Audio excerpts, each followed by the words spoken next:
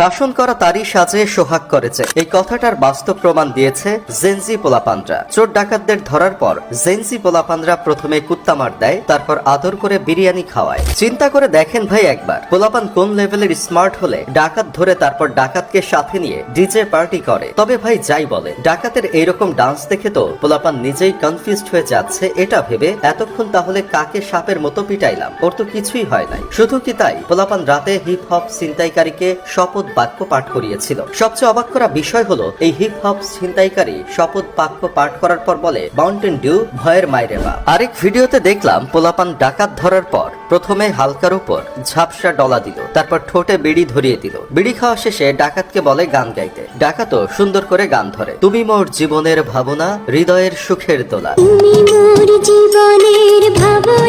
মজা নেওয়ার ক্ষেত্রে সেনাবাহিনীরাও কিন্তু পিছিয়ে নেই। ওরা ডাকাত ধরে প্রথমে গান গাওয়ায়, তারপর নিতম্বের ছাল চামড়া তুলে ফেলে। অনেককে আবার দেখি ছিনতাইকারী ধরে জাতীয় সঙ্গীত গাইতে বলে। এখন ভাই আমার কথা হলো, এমন স্বাধীনতা কি আমরা চেয়েছিলাম যেখানে চোর ডাকাত ছিনতাইকারীরা স্টুডেন্টদের কাছে নিরাপদ নয়? শুধু কি তাই, পোলাপান তো বিয়ে করতে যাওয়া নতুন জামাইকেও তো বাদ দিচ্ছে না এমন শাস্তি দেওয়া থেকে। এই বেচারা বিয়ে করতে যাচ্ছিল, কিন্তু গাড়ির কাগজপত্র ঠিক ছিল না। পোলাপান গাড়ি থেকে নতুন জামাইকে নামাইয়া কইছে, আমাদের সাথে 30 মিনিট ট্রাফিকের কাজ করেন। তা শুনেন মুরব্বী, আপনারা এই জেনারেশনটাকে এখনো অকর্মা জেনারেশন বলে গালি দিবেন? এত কিছু নিজ চোখে দেখার পরেও কি চায়ের দোকানে বিড়ি টানবেন আর বলবেন আজকালকার পোলাপান দিয়ে কিছু হবে না? যে স্বৈরাচার সরকারকে 16 বছরেও গদি থেকে নামাতে পারেননি, সেই সরকারকে গদি থেকে নামাতে এই জেনারেশনের পোলাপানদের 1 মাসও লাগেনি। 9 দফা দাবি নিয়ে পুলিশ যখন হাত পা গুটিয়ে ঘরে বসেছিল, তখন এই যুগের পোলাপানরা সারা দেশের ট্রাফিক সামলিয়েছে। দিনরাত এই ট্রাফিক সামলানোর কাজ করে ওরা কিন্তু 2 টাকা বেতন পায় নাই। ওরা নিজের দেশের মানুষ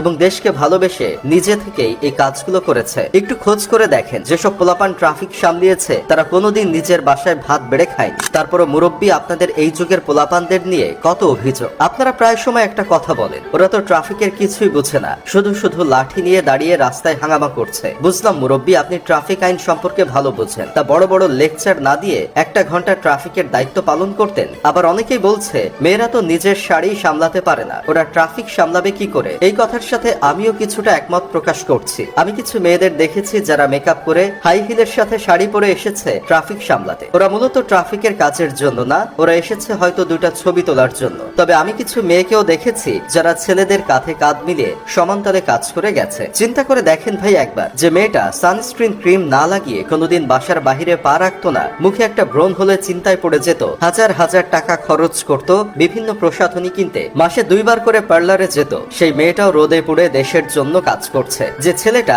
একা রুমে থাকতে পারতো না ভূতের ভয়ে, সন্ধ্যার পর কখনো বাসা থেকে বের হতো না, ভয়ে ভয়ে রাস্তা পার হতো, সেই ছেলেটাও ভয়কে জয় করে দেশের জন্য কাজ করছে। আর আপনি মিয়া এখনো তাদের করা কিছু ভুল নিয়ে সমালোচনা করছেন। যেন একটা কাজের কথা কই, আমরা অসাধারণ একটা জেনারেশন পেয়েছি যারা প্রধানমন্ত্রী থেকে শুরু করে এমপি মন্ত্রী সবাইকে নাচাতে পারে, আবার নিজেরাও নাচতে